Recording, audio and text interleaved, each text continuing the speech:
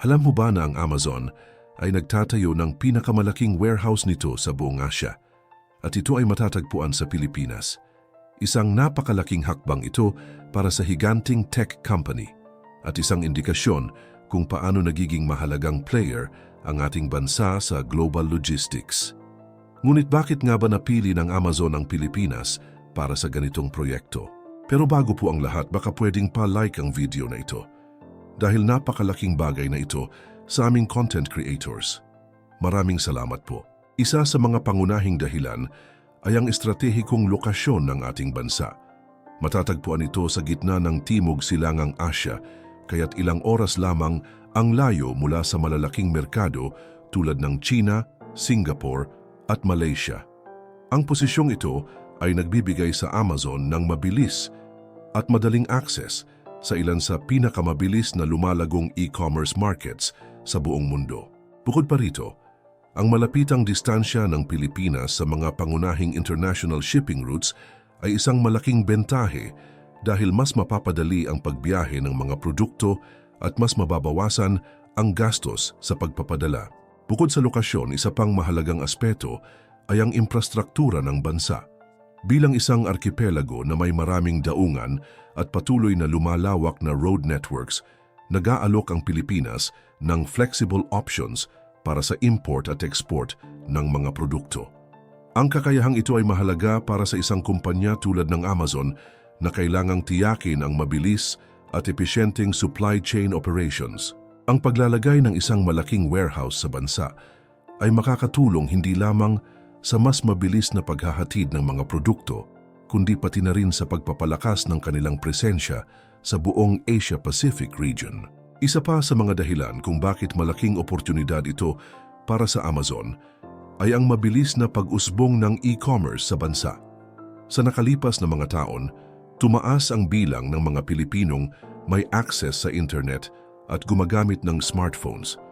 Ang teknolohikal na pagbabagong ito ay nagdulot ng paglipat ng maraming mamimili sa online shopping, banking at iba pang digital transactions.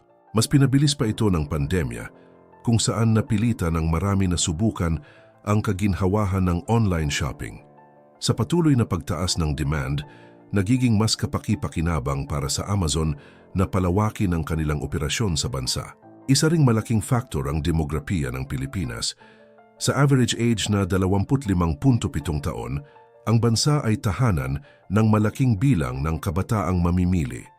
Marami sa kanila ang aktibong gumagamit ng social media, online marketplaces at mobile applications.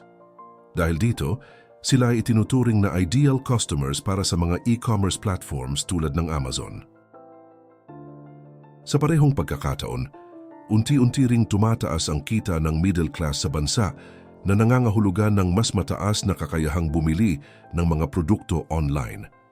Ang mga batang mamimili ay naghahanap ng convenience, variety at mabilis na access sa iba't ibang produkto na mga bagay na eksaktong iniaalok ng Amazon. Sa pamamagitan ng pagtatayo ng pinakamalaking warehouse nito sa bansa, maaring asahan na mas maraming produkto ang magiging available sa mga Pilipino. Mula sa gadgets, damit, gamit sa bahay, hanggang sa specialty goods, ang demand para sa iba't ibang uri ng produkto ay tiyak na susuportahan ng Amazon. Higit pa rito, ang presensya ng kumpanya sa bansa ay maaaring magbukas ng mas maraming trabaho at oportunidad para sa mga Pilipino, lalo na sa larangan ng logistics at e-commerce. Habang patuloy na lumalakas ang digital economy sa bansa, mas nagiging mahalaga ang papel ng online shopping sa pang-araw-araw na buhay ng mga Pilipino. Dahil dito, ang Amazon ay may pagkakataong hindi lamang lumawak ang abot ng kanilang serbisyo, kundi maging mas angkop sa mabilis na nagbabagong pangangailangan ng merkado. Isa sa mga dahilan kung bakit ang Pilipinas ay nagiging kaakit-akit sa mga multinational companies tulad ng Amazon ay ang mga economic incentives na iniaalok ng gobyerno. Kabilang dito ang mga tax break na maaaring magbigay ng malaking benepisyo sa mga kumpanyang namumuhunan sa mga pangunahing industriya tulad ng e-commerce at logistics. Sa pamamagitan ng mga insentibong ito, Maaring bawasan ng Amazon ang kanilang corporate income tax at makatanggap ng exemptions sa import duties ng kanilang kagamitan. Bukod dito, patuloy na pinapabuti ng gobyerno ang proseso ng pag-import at pag-export upang mas mapadali ang daloy ng mga produkto. Ang modernisasyon ng customs procedures ay nagbabawas ng mga hadlang sa kalakalan, kaya't mas mabilis at episyente ang pagpapadala ng mga produkto, papasok at palabas ng bansa. Isa pang mahalagang aspeto ng estratehiya ng Amazon ay ang posibilidad na makipagtulungan sa Philippine Economic Zone Authority o PIZA. Ang PIZA ay nag-aalok ng mga benepisyo tulad ng income tax holiday, 0% VAT sa lokal na pagbili at mas pinadaling proseso ng negosyo. Ang mga economic zones na ito ay matatagpuan malapit sa mga pangunahing daungan at lungsod na nagbibigay ng mas maayos na access sa transportasyon at infrastruktura. Ang pagsuporta ng gobyerno sa public-private partnerships ay isang karagdagang dahilan kung bakit ang Pilipinas ay isang ideal na lokasyon para sa Amazon. Ang mga proyekto sa infrastruktura, digitalization at workforce training ay nagiging daan upang mas mapabuti ang operasyon ng kumpanya, habang pinapalakas din ang lokal na ekonomiya. Hindi maikakaila na malaki na ang naging progreso ng gobyerno sa pagpapabuti ng infrastruktura ng bansa. Ang mga modernisasyon sa daungan, kalsada at digital network ay nakakatulong upang mapadali ang paggalaw ng mga produkto at mapaganda ang koneksyon sa iba't ibang bahagi ng Pilipinas. Mahalaga ito para sa mga kumpanyang umaasa sa mabilis at episyenteng sistema ng logistics tulad ng Amazon. Ang programang Build Build Build ng gobyerno ay nagresulta sa pagtatayo ng mas maraming highway, expressway at pangunahing daan na nagbawas sa oras ng biyahe at nagpabuti sa transportasyon. Ang mas maayos na koneksyon sa pagitan ng mga lungsod at probinsya ay nag-aambag sa mas mabilis na distribusyon ng mga produkto. Bukod sa infrastruktura sa lupa, malaking papel din ang ginagampanan ng digital infrastructure. Ang pagpapalawak ng broadband access at pagpapakilala ng 5G technology ay nagbibigay ng mas mabilis at maaasahang internet na mahalaga sa pamamahala ng supply chain ng Amazon. Sa tulong ng makabagong teknolohiya, mas nagiging madali ang komunikasyon, operasyon at paghahatid ng serbisyo sa mga customer. Ano nga ba ang magiging epekto ng presensya ng Amazon sa Pilipinas? Bukod sa pagbibigay ng mas mabilis at abot-kayang serbisyo sa online shopping, inaasahang magdadala rin ito ng mas maraming trabaho para sa mga Pilipino. Ang pangangailangan sa logistics, customer service, at iba pang kaugnay na industriya ay magbubukas ng oportunidad para sa libu-libong manggagawa. Dagdag pa rito, ang pagpasok ng Amazon sa bansa ay maaring magtulak sa iba pang e-commerce platforms na pagbutihin pa ang kanilang serbisyo.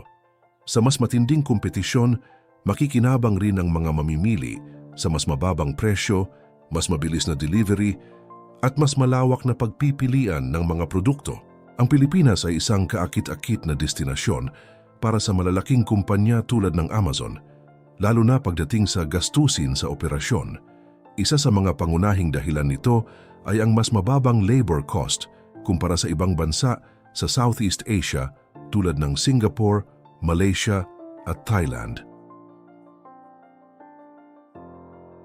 Sa kabila ng mas mababang sahod, ang mga manggagawang Pilipino ay may mataas rin na kasanayan, may mahusay na edukasyon at bihasa sa Ingles, isang napakahalagang aspeto para sa mga multinational companies. Sa industriya ng e-commerce at logistics, napakahalaga ng English proficiency, lalo na sa mga gawain tulad ng customer service, koordinasyon sa logistics, at iba pang pangunahing operasyon. Dahil dito, nagiging mas praktikal para sa Amazon na iposisyon ang kanilang operasyon sa bansa, kung saan makakahanap sila ng abot-kayang pero dekalidad na manpower. Bukod pa rito, ang mahusay na work ethic ng mga Pilipino at ang kakayahan nilang mag-adapt ng mabilis ay nagbibigay pa ng karagdagang benepisyo sa kumpanya. Ang mas mababang labor cost ay nagbibigay ng oportunidad sa Amazon na makatipid sa gastusin lalo na sa mga lugar na nangangailangan ng maraming tauhan tulad ng warehouse operations, delivery services at customer support. Sa pamamagitan ng pagsasamantala sa murang ngunit highly skilled labor ng bansa, mas mapapahusay ng Amazon ang kanilang supply chain, mapababa ang operational costs, at mapanatili ang mataas na kalidad ng serbisyo para sa kanilang mga customer. Ang plano ng Amazon na magtayo ng pinakamalaking warehouse nito sa Pilipinas ay inaasahang magdudulot ng malawakang benepisyo sa ekonomiya. Dahil dito, maraming trabaho ang malilikha mula sa mga empleyadong magtatrabaho sa bodega, mga delivery drivers, hanggang sa customer service representatives. Bukod pa rito, ang pagpasok ng Amazon sa bansa ay maaring humikayat ng iba pang dayuhang mamumuhunan na maglagay ng pondo sa infrastruktura at iba pang serbisyo na magpapabuti sa lokal na ekonomiya. Ngunit sapat na nga ba ang mga benepisyong ito upang mabigyan ng mas matatag na kinabukasan ang sektor ng e-commerce sa bansa? Hindi lamang ekonomiya ang maaring makinabang sa presensya ng Amazon sa bansa. Ang kumpanya ay kilala rin sa kanilang mga hakbang patungo sa sustainability, kaya posible rin na ang kanilang bagong warehouse sa Pilipinas ay magpatupad ng mga eco-friendly initiatives. Maaring gumamit sila ng solar panels at iba pang energy-efficient technologies upang mabawasan ang carbon footprint ng kanilang operasyon. Sa ganitong paraan, hindi lamang negosyo ang lumalago, kundi pati na rin ang kamalayan sa pangangalaga ng kalikasan. Habang patuloy na lumalawak ang online shopping sa Southeast Asia, tumitindi rin ang kompetisyon sa industriya. Ang Alibaba, sa pamamagitan ng Lazada, ay matagal nang may malakas na presensya sa rehiyon, kabilang ang Pilipinas. Sa pamamagitan ng pagtatayo ng kanilang pinakamalaking warehouse sa bansa, layunin ng Amazon na maging mas competitive laban sa Alibaba sa pamamagitan ng mas mabilis na delivery, mas malawak na pagpipilian ng produkto at mas epektibong e-commerce platform. Sa isang bansa na may lumalaking digital population, nagiging mahalagang bahagi ang Pilipinas sa labanang ito para sa dominasyon ng e-commerce sa Southeast Asia. Ang pamumuhunan ng Amazon sa infrastruktura at teknolohiya ay tiyak na magbibigay sa kanila ng competitive edge sa mabilis na umuunlad na merkadong ito. Sa ganitong sitwasyon, paano mo nakikita ang epekto ng Amazon sa ekonomiya ng Pilipinas? Magdadala kaya ito ng mas maraming oportunidad o mas mahigpit na kompetisyon sa lokal na merkado? Isang bagay ang tiyak at ito ay ang patuloy na lumalawak ang e-commerce sa ating bansa. Ano sa tingin mo? Ibahagi ang iyong opinyon sa comment section down below at huwag kalimutang mag-subscribe para sa mas maraming balita.